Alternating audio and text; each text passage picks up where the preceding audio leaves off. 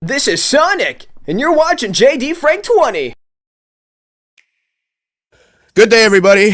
Well, I hope wherever you live, you have better weather conditions than I do. I'm dealing with fucking heat waves, and I'm dealing with fucking strong-ass winds. But that's besides the point. Alright, this is the E3, reaction video, obviously. I was able to watch it direct yesterday during my break, thankfully. I actually timed it, to be perfectly honest. I knew the first trailer, we were not going to get nothing much of anything, so let's just get on to the meat and the potatoes and get on to the, important stuff, and let's move on, okay? I do not give two shits about the indie games, so if I offend anybody about that, too bad, alright? They're not sellers or anything like that for the Switch, so get over it. So let's start with, Xenoblade Chronicles 3 coming in September. Now, I'm not gonna bash the game or anything like that. I understand, you know, Xenoblade 3 was a possibility, was gonna be showcased on today's Nintendo Direct. And another side note too, first of all, I already knew Zelda and Metroid Prime or Bayonetta 3 or any of these other games we all wanted were not gonna be showcased on today's Direct. I already knew that already. You know, that's why I didn't have any high hopes for this Direct. Like, they wanted to make this Direct specifically for these kind of games, and they deserve the spotlight. Now, I understand a lot of people are saying this Direct was terrible. Some are saying it was good. Some are saying it's meh. You know, I understand. It's just the way it is. You know, and if you hear that background noise, obviously it's the fucking wind. You know, there's nothing I can do about that, alright? We're dealing with winds of almost 20 or 30 miles an hour, so I have no control over that shit. So Xenoblade 3 obviously was the main event, and the trailer looked pretty solid.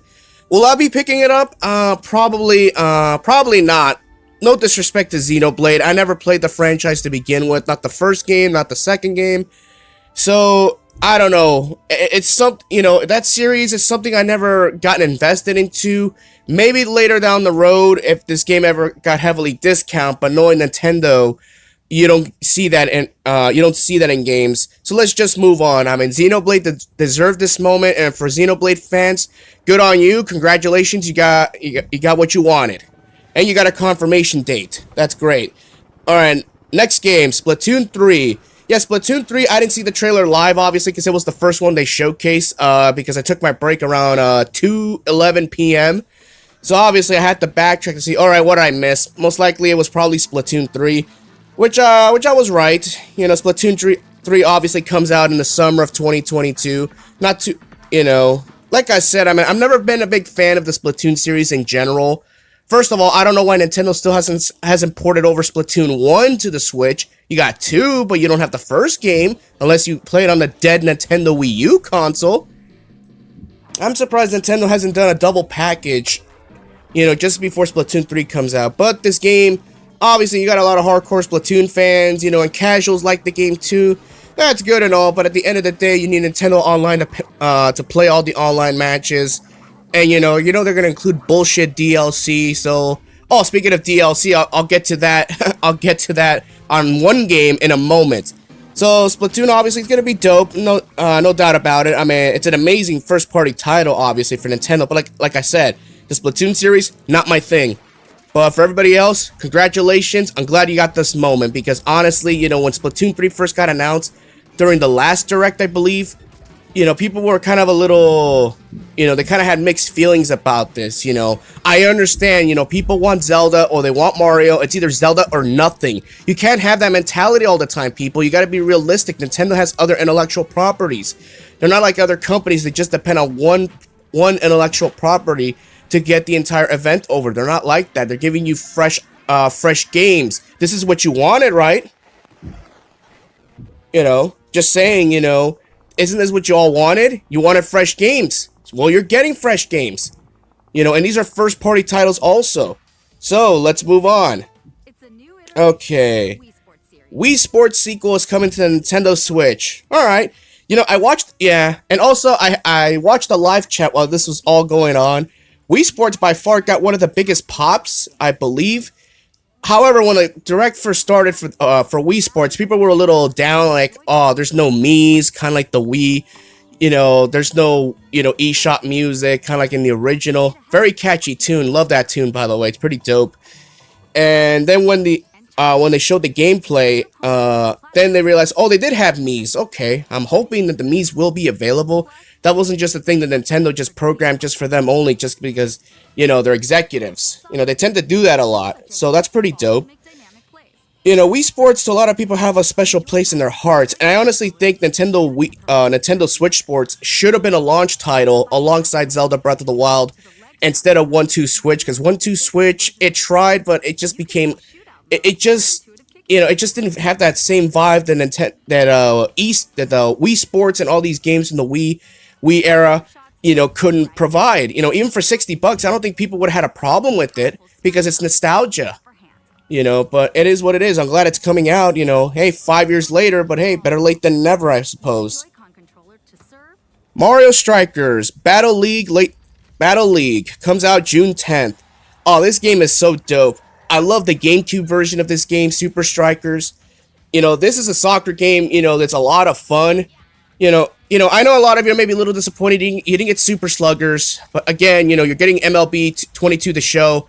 With terrible frame rates, if I'm guessing correctly, but hey, you're getting a baseball game nonetheless. An official licensed Major League Baseball game. It's multi-plat, actually, for the first time in God knows how long. And I apologize for that tangent. I tend to do that a lot. But this game is pretty dope. Now that Nintendo has a more variety of characters, and obviously Rosalina's going to be in this game, that's going to be a lot of fun for everybody. And these movesets are going to be pretty dope for this series. You know, I can't wait for this one. I might actually pick this one up. You know, the GameCube version is by far the more superior version, but the way the Switch version looks, it's all original. It's like a reboot of the series. It looks awesome. But the one thing I always enjoy the most is the artwork. It looks so fucking cool. You know, so obviously that's going to be basically another Mario spin-off game, obviously. From the obvious one that I'm going to get to in a moment. One of the trailers I knew that was going to be a guaranteed was Kirby and the Forgotten Land. As soon as I first saw mouthful mode, Kirby swallowing that car and transforming, I said to myself, oh, okay, that's pretty cool. But then, of course, once you realize, okay, first of all, the game is running off the Odyssey engine. So it would not surprise me that it's basically taking inspiration from Super Mario Odyssey. The Cappy ability, you aim it at an enemy, you copy that ability. Kirby, you can do that same thing too, and it works. For Kirby, it works because, obviously, Kirby, that's his natural ability. Whatever he eats, he gains that ability, but that's really cool. He transforms into a car, a vending machine that shoots out snacks. That is so dope. The level design looks like a lot of fun. It really does, you know. And this is something I was watching slowly because, like I said, Kirby and the Forgotten Land, it comes out next month. It's a game that I was thinking of picking up. I was like maybe 50-50 or leaning towards maybe it might be an impulse buy, but after seeing this trailer, it's gone to at least 70%, I might pick it up. You know, the game looks like fun, and I like these new abilities, obviously. It's basically a Kirby's version of Mario Odyssey. You know, even the enemies don't really look that threatening when you think about it, similar to Odyssey. I mean, come on. I mean, the Brutals weren't even that fucking threatening, but hey, they made it work at the end of the day, so this should be pretty interesting, not gonna lie. Alright, now let's get on to the main event. Mario Kart 8 Deluxe is getting DLC through 2023. Everybody and their grandmother, including myself, all predicted maybe Mario Kart 9 was gonna be the main event. Everybody, I think we should just give up on Mario Kart 9. Seriously, just give it up already. Nintendo could add 48 new courses, I don't really care. Mario Kart 8 Deluxe, or Mario Kart 8 in general, has been out for over about 8 years, including the Wii U era. This is a game that Nintendo's not gonna let go. I mean, Mario Kart 8 Deluxe by far is the best-selling game on the Nintendo Switch right now, if you look at the chart numbers. Of course, a lot of them were bundled in with the Nintendo Switch. You get a free DLC code. Not DLC, you get a free digital code. The point is, the fact that Nintendo is going through all the lengths of adding new courses, all this stuff, into a game that already exists, like, why do it? And they had the audacity of charging $25 for all this crap. First of all, it should be $20. Don't give me that inflation crap. That only applies to real-life food and supplies, not to video game software. That shit should have always been $20. I can't believe Nintendo actually had the balls to even do this.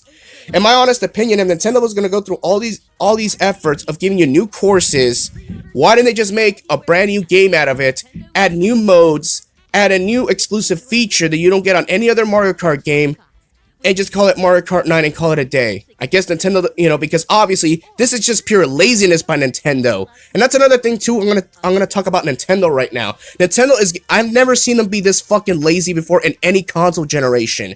Any game Nintendo does, they just do ports.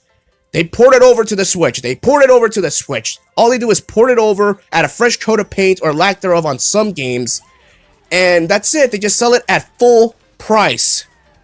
Like, I don't know why Nintendo's wasting all their time on fucking DLC for a game that no one's even buying anymore. Everybody's already got Mario Kart 8 Deluxe.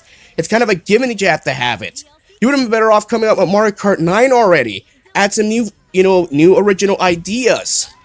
In my honest opinion, I think Mario Kart 9 should have added the formula from Double Dash. Mario Kart Double Dash is by far one of my favorite Mario Kart games of all time. I love that feature. And now that Nintendo's got more characters, they can have fun with this. But no, they dropped the ball right here, in my honest opinion. And of course, you don't even have an Odyssey 2 coming out most likely until next year at this point. So, at the end of the day, like, more DLC for Mario Odyssey. This is fun. You have no idea how disappointed I was. You're probably gonna say, like, what do you have against DLC? When you saw Age of Calamity have DLC, you were jumping for joy.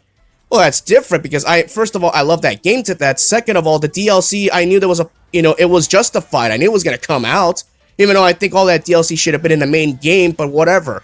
The developers did a fantastic job on the game. I love the game. I love supporting the developers who made that specific game. But when it comes to a game like this, and Nintendo sees Mario Kart 8 Deluxe, it's their cash cow. They keep milking it dry. It's ridiculous. I've never seen Nintendo putting in so much effort on a fucking game that's 8 years old for what?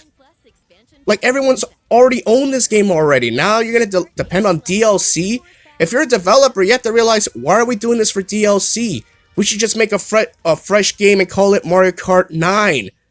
Oh my god, man. I swear to god, if Nintendo had their way back in 2007, when Mario Galaxy came out, Mario Galaxy 2 wouldn't even have existed. Well, of course, Nintendo, the Wii wasn't as powerful back then, so you really couldn't do DLC on a Nintendo Wii. But imagine if you could. Mario Galaxy 2 wouldn't even have existed. We wouldn't have gotten all that beautiful music. We wouldn't have gotten all those level designs, all that extra gameplay, post-game, everything. Which, Mario Galaxy 2 is still a superior game to the original. They both go back and forth, both have amazing soundtracks. But just picture this.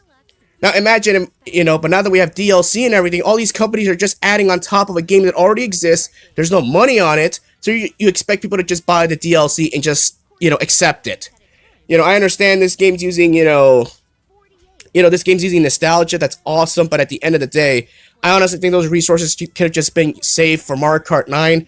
Come up with new courses, new modes, all that stuff, and people would have bought that anyways. The Mario Kart series is by far Mario's most popular spin-off series, apart from Super Smash Bros., obviously. But still, I can't believe Nintendo dropped the ball right here, in my honest opinion. I'm talking as a businessman, I think they dropped the ball big time.